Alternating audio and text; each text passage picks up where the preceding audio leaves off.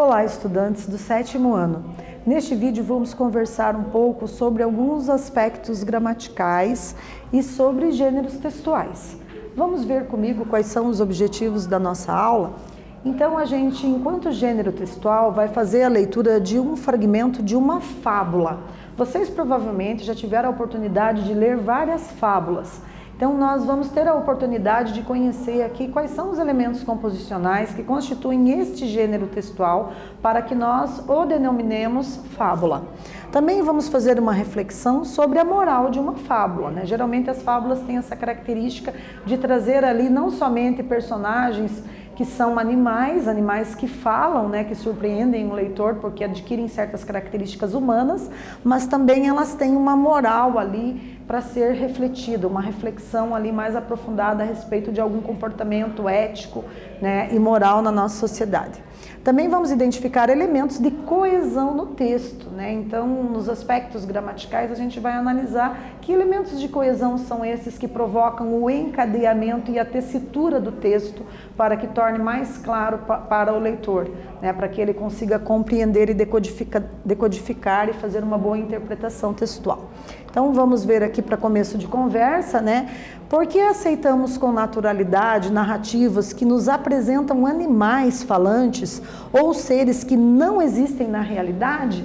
Né? Por que será que a gente aceita isso como se fosse um fenômeno natural, ainda que a gente saiba que os animais no cotidiano, na realidade concreta, palpável do dia a dia, não têm o hábito de falar, né? As plantas também não conversam, mas no texto ficcional isso é perfeitamente aceitável, né? Quando assistimos a um filme ou algum desenho animado, tudo bem, né? A gente acaba aceitando com certa naturalidade essa questão ficcional aí.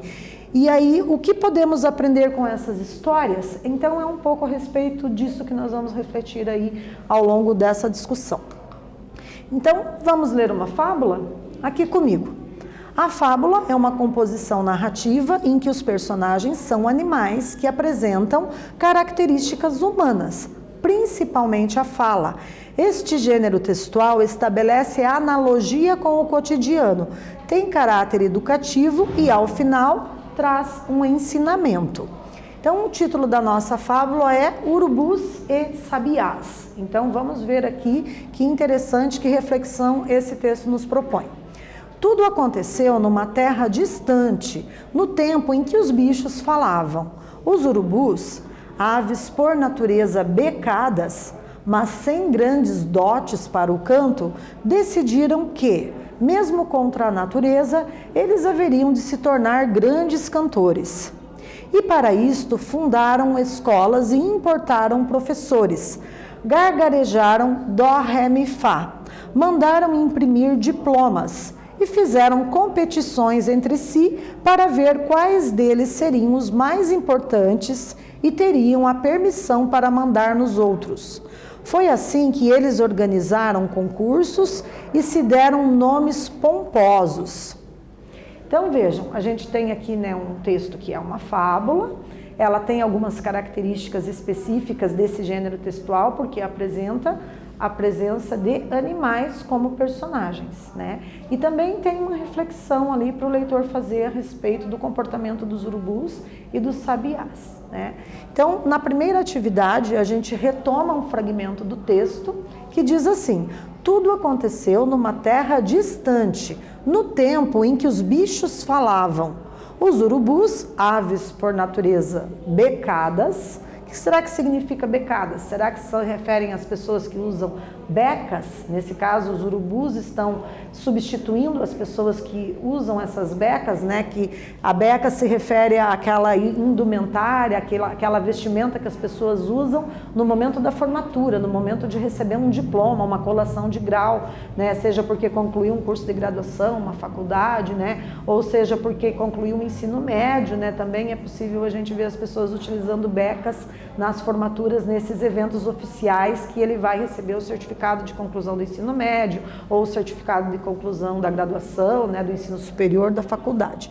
Então, aqui nós temos que os urubus eram aves por natureza becadas, olha que interessante, mas sem grandes dotes para o canto. Decidiram que, mesmo contra a natureza, eles haveriam de se tornar grandes cantores. E a nossa pergunta é: onde e quando a história acontece? Né? Então, um tempinho para vocês começarem aí aquecendo as estruturas cognitivas para a gente dar prosseguimento às nossas reflexões de hoje.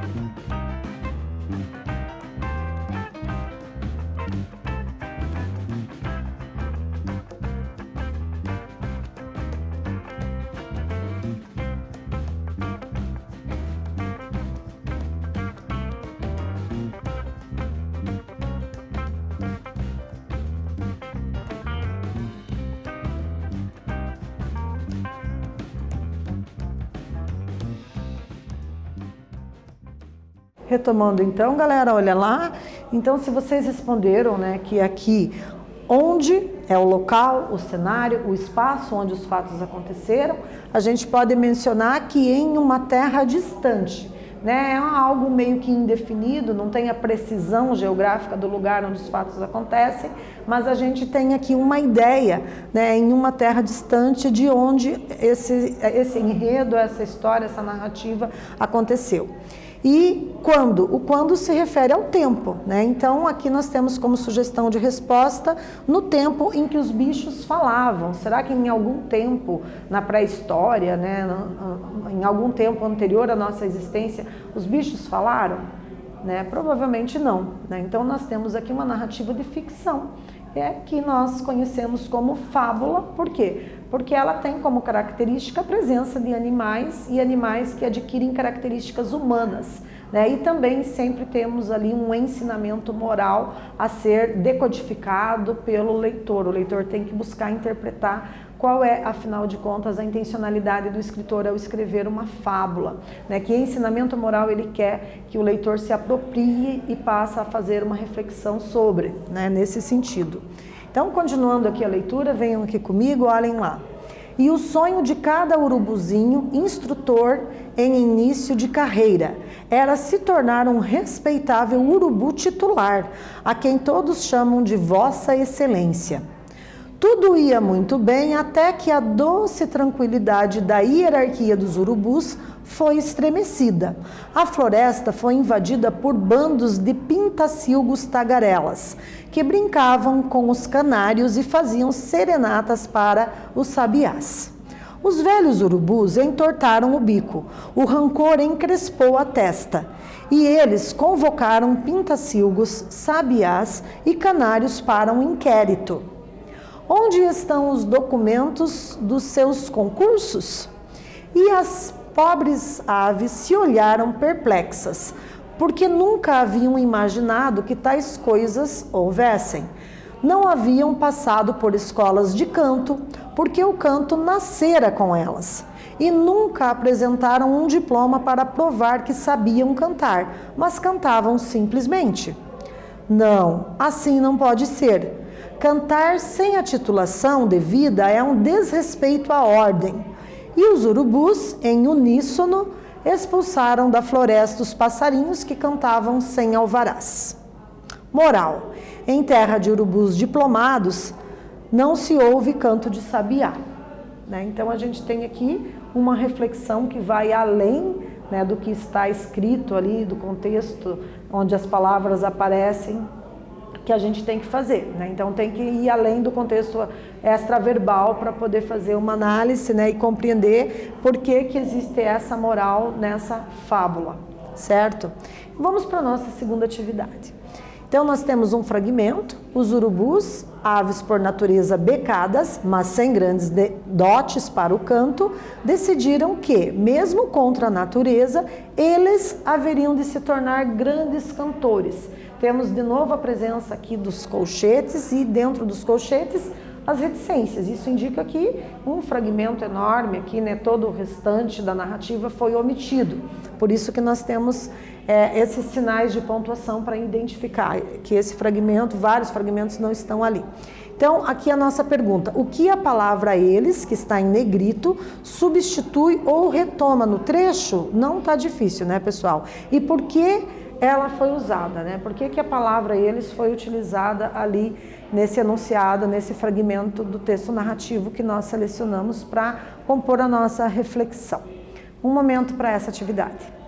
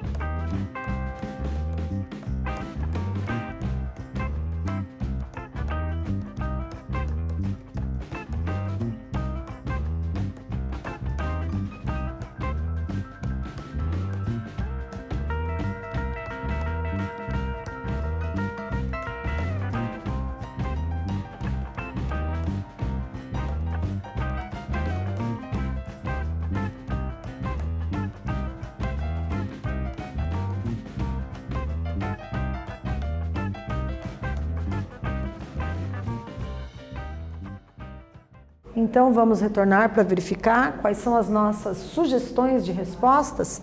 Observem aqui que para a pergunta o que a palavra eles substitui ou retoma no trecho, ora, eles substitui a palavra os urubus, né? Então nós temos um pronome pessoal na terceira pessoa, né? O eles, para retomar uma palavra já usada, duas palavras já utilizadas, né? Os urubus.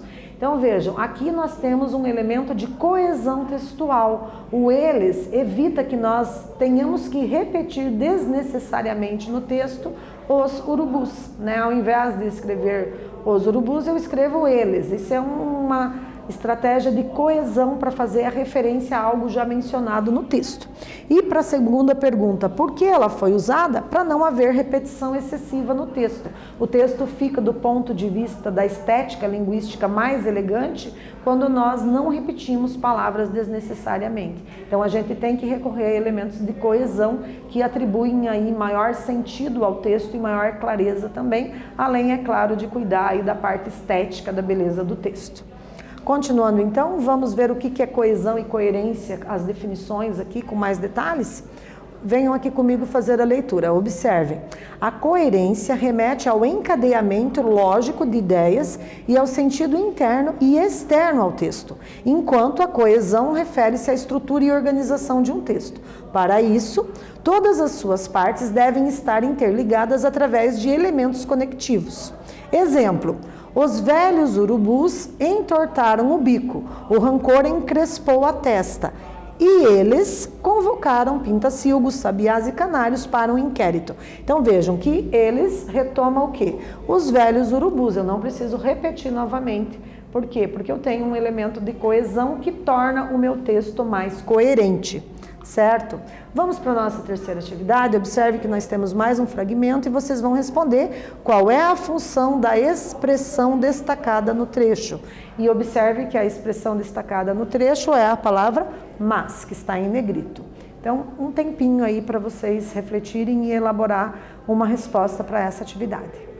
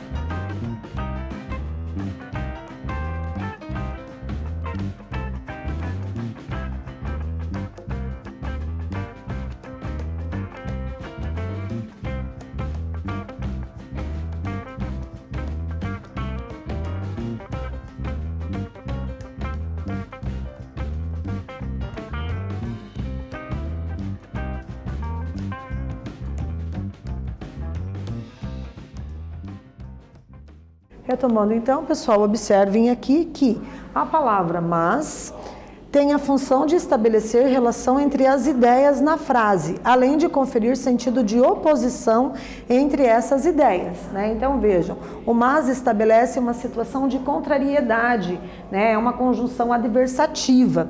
Nós temos ali a frase: os urubus, aves por natureza becadas, mas sem grandes dotes para o canto, né? Porém, eles não tinham grandes dotes para o canto, ou no entanto, não tinham grandes dotes para o canto. Nós podemos ter várias conjunções adversativas que poderiam substituir ali o mas, porém, no entanto, contudo, todavia, entretanto, né?